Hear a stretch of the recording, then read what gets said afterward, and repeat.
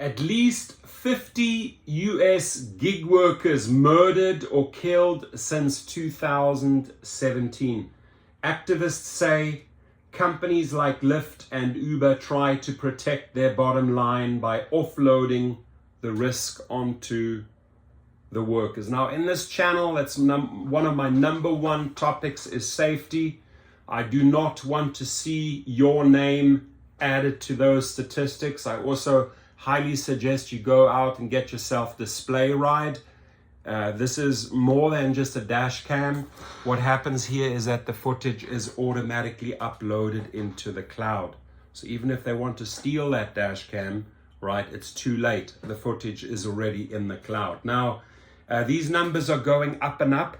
Every single day I'm reporting on some, and this excludes all the people that survived the gunshots, the knife stabbings, etc., right?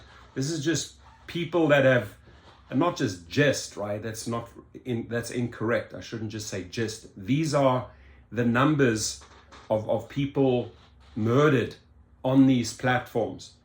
And it's not going to end until they change things. On a Sunday afternoon in August 2021, the Lyft driver Isabella Lewis was shot in the head by a passenger she had just picked up and left for dead as the man sped off in what appeared to be a fatal carjacking. Lyft released a statement to the press at the time saying it was heartbroken, really, by this incident. But Alyssa Lewis, Isabel's sister, said her family had never received direct communication from the company nor any financial compensation.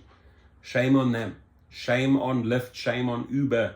You know, the driver dies driving on your platform. You're not taking care of them, and then you're not even following up with the family. Instead, in the days following the killing, Lyft sent an insurance representative to Isabella's abandoned, bullet-riddled vehicle before the family could collect her remaining belongings. There is nothing that could bring my sister back, but it would have meant a lot just being able to get Lyft to acknowledge that she died while working for them. Isabella was one of at least 50 US gig workers killed on the job since 2017, a new study from the advocacy organization GigWorkers Rising reports. The group found dozens of workers for firms such as Lyft, Uber, and Postmates have been fatally assaulted on the job, including 6 in the first 2 months of 2022. The report charges the companies don't do enough to mitigate an urgent safety crisis or help victims' families following assaults. This is a systematic and sickening practice. Let me repeat this. This is a systematic and sickening practice in which these corporations, which do not do enough to protect their workers, try to protect their bottom line by offloading risk onto them, said Cherry Murphy, a co-author of the report. Victims were identified through publicly available resources, including news reports, police documents, legal filings, and GoFundMe fundraising campaigns. The organization said most gig firms do not publicly share data on the number of deaths, meaning the figures were likely to be much greater. They're far higher than 50, ladies and gentlemen, than what was listed in the report. One of the more than 50 workers killed on the job, 63% were workers of color, the study found, though they comprise less than 39% of the overall US workforce. While most gig economy firms do not release diversity figures for their workforce, independent surveys indicate more than 78% of gig workers are people of color. Other studies echo those findings. A recent Pew Research Center report showed gig workers of color are more likely than those who are white to say they have at least sometimes felt unsafe or been sexually harassed on the job. Murphy herself used to drive for Lyft and completed more than 12,000 rides before she became disillusioned with the lack of support from the company and financial instability of the job. She said, in most cases, families of workers receive no compensation for deaths that occur while working on the apps. Such was the case for Alyssa, who said the grief she felt about her sister's death was compounded by Lyft's response.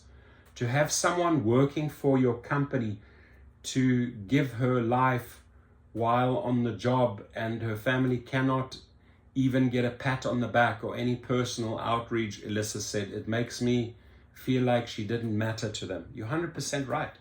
That you don't really matter to them at all. A Lyft spokesman, Gabriela Condarso Caseda, shame on you, Gabriela. Shame on you, Gabriela. Condarso Caseda said the company was committed to doing everything we can. Bullshit, man. To doing everything we can to help protect drivers from crime, and had invested in safety technology, policies, and partnerships. Please don't make me throw up in my mouth, Gabriela. Since day one, we've built safety into every part of the Lyft. What a joke, she said. Lyft has a partnership with a security company, ADT. That obviously doesn't work, right? That allows drivers to connect with professionals if they feel unsafe. Lyft also proactively monitors rides and reaches out to drivers if it notices irregularities to connect them with emergency services. Now, Gabriella, you still allow prepaid cards. People don't need photos on or real names on your platform, and it's not going to end if you do not vet these riders. Condarso Caseta said Lyft had attempted to contact Isabella Lewis's family on the day it learned of the incident to offer support. Unfortunately, we were unable to make contact with them. But Vina Dubal, a labor law professor at the University of California, Hastings, said responses like the one of the Lewis family received were endemic to the business model of gig economy companies, which have for years battled to classify workers as independent contractors rather than employees entitled to compensation. These companies do not follow best practice principles because those would make them look like an actual employer, she said. Dubal noted that while traditional driving jobs like driving taxis had always come with a risk, such dangers were exacerbated by the algorithms and expectations of ride-hailing apps. These platforms are designed to punish drivers for not picking up passengers, she said. This means you are constantly worried about ratings and are incentivized not to trust your gut feeling if it is telling you to end or cancel a ride. Gig firms have in the past acknowledged the issue of violent attacks on their workers. Uber moved to keep drivers safer in 2016 after 16 drivers had been killed in Brazil. But workers and officials have called on companies to do more. Gigworkers Rising set out a number of demands, including calling for workers' compensation for injuries and deaths that occur on the job and the right of workers to unionize. The group called for the end of forced arbitration, which requires workers to settle these matters out of court and away from the public scrutiny. Such demands have grown in popularity as politicians increasingly take gig economy firms to task. It also called on companies to increase transparency about how many injuries and deaths occur yearly.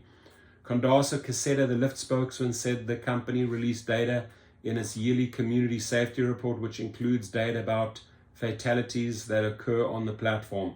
Uber, which owns Postmates, releases a similar report but did not immediately respond to requests for comment. Of course not. Every worker deserves to feel safe in their workplace, said the Congresswoman Ayanna Presley of Massachusetts in a statement. We must stand with workers and demand that these corporations take responsibility and pay a living wage, provide good benefits, and crucially guarantee workplace protections that effectively and equitably shield workers from violence. In response to the studies publishing on Wednesday, workers in 5 US cities are holding a national day of action for those lost on the job, including sending a motor caravan to the San Francisco home of the Uber CEO Dara Khosrowshahi. The lack of care for these workers is a direct outcome of a business model set up to milk as much as possible for executives, said Murphy. No one, when they show up to work, should be killed. And we're going to keep on exposing Uber and Lyft and these other companies for their failures. Yes, Dara Khosrowshahi, you are failing the workers. Yes, Logan Green, you are failing. And Gabriella, shame on you as a spokeswoman trying to cover this up and pretend you're actually doing something about this, because you're not. The drivers know it, right? Everyone stay safe out there, and please comment. And do me a huge favor, get yourself a display ride, please. It's only $20 a month, and it uploads all the footage happening in the vehicle directly into the cloud. Be safe, my friends.